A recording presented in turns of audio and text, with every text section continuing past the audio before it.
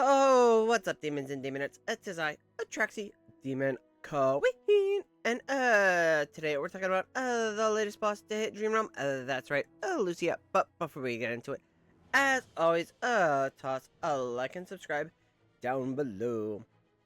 Now, we are on a Common 2. A Common 2's pretty easy to get to, but let's talk about some of her abilities.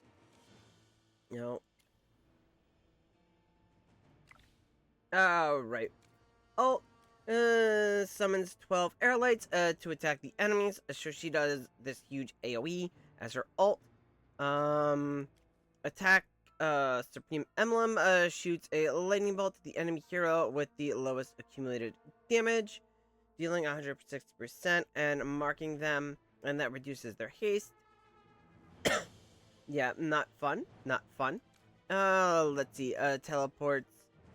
Alright, opens a space rift and teleports to the symmetrical tile on the other side of the battlefield. So she moves around, similar, I want to say, to like a lone gaze. So that's something to keep in mind. It turns the enemy into a cat, so she'll CC your heroes for 8 seconds. And then gains an adamant shield and periodically prevents enemies marked by the Supreme Adamant Emblem.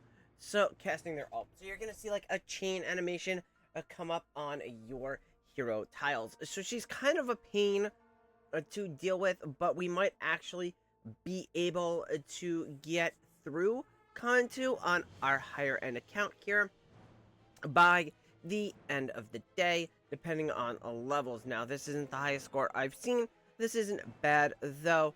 I think the highest I saw was about a 94.7, and that was shortly after reset. So it may be possible where we do get to kill her with the extra 8 or so levels we get by the end of the day.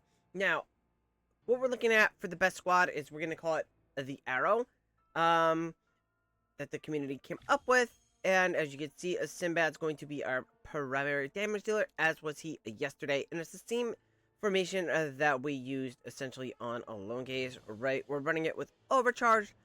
We have the twins, always with Elijah in the front and Lila in the back. Coco, Makola, Sonia, and Sinbad. Again, Sinbad being our primary damage dealer.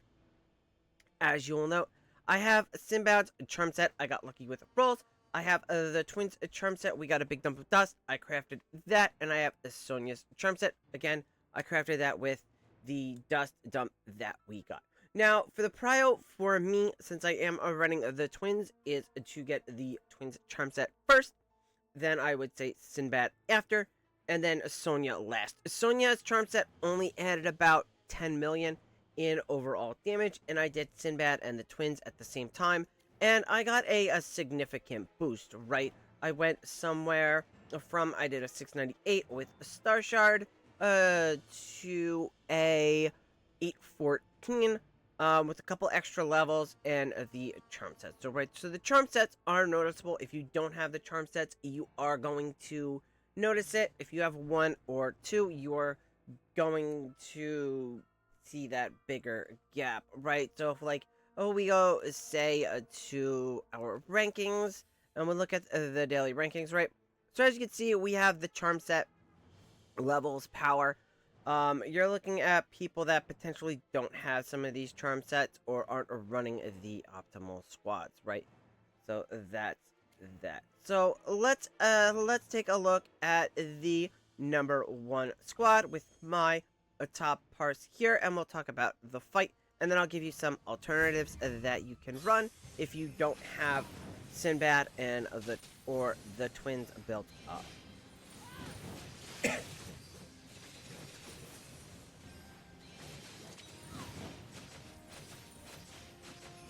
As you can see, she ports around. Sinbad's are really good on these melee movement-based fights.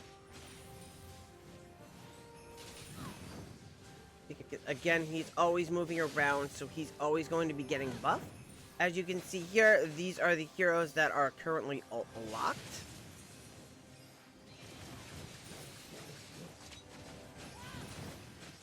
And now all of our team is ult-locked.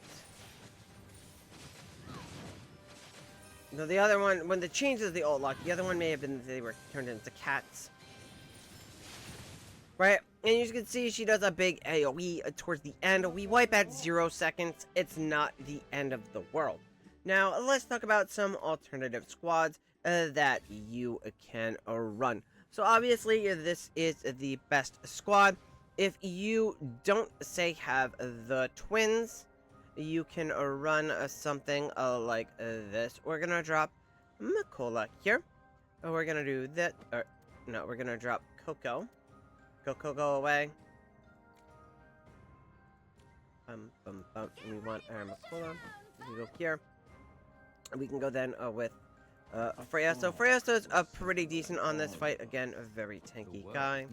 Right, so then we end up running something like this. This is set up more for when we eventually get Arena's charm set. This will be even better. Sonya really benefits from the spell here, so you probably would want to give her your extra levels in this case, or maybe give them still to Sinbad. Now, if you don't, say, have a Sinbad, you could run something like this with a Harak.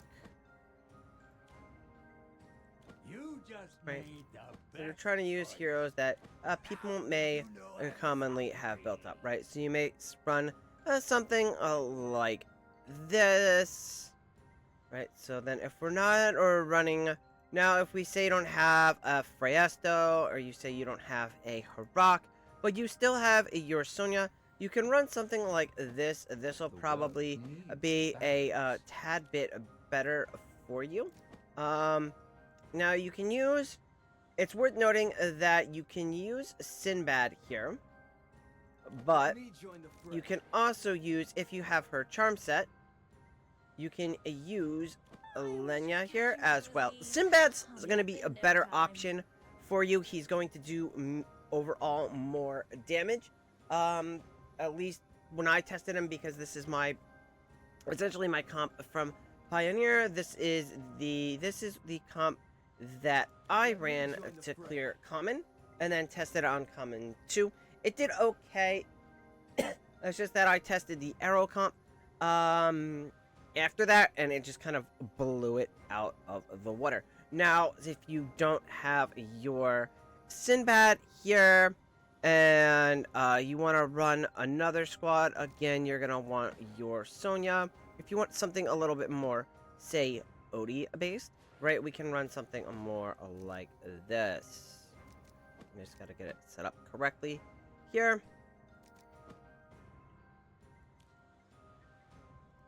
But this one isn't going to be as successful. Obviously, Sinbad is huge on this fight. He was huge yesterday.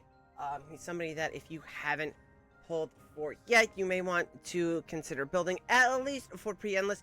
He's going to drop off once we hit endless. The thing is right, last season when his banner was up, we didn't really get to see him in action in pre-endless, where he is actually really, really good. I think the issue is his banner kind of fell off and just kind of came late compared to when pre-endless was. Then we hit endless, and shortly after he dropped, and it was just not a very good look for the poor guy. I pulled him and held him on potential, and he turned up to be big in a Ravaged Realm, and then again is turning to be big up in the beginning of this season, as well as Sonya and the twins. And that's it for this one. Good luck in your parses, and catch you later. Bye!